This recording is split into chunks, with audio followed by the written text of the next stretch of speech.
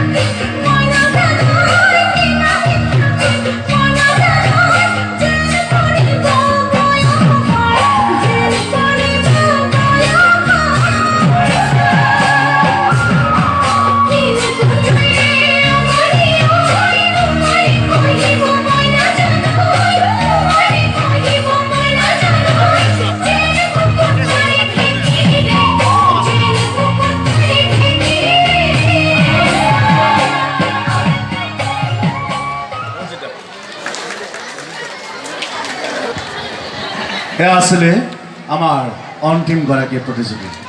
ইয়াৰ লগে লগে আমি আমাৰ একক নৃত্য প্ৰতিযোগিতাৰ ইমানতে সমাপ্ত ঘটালোঁ। এইখিনিতে আমাৰ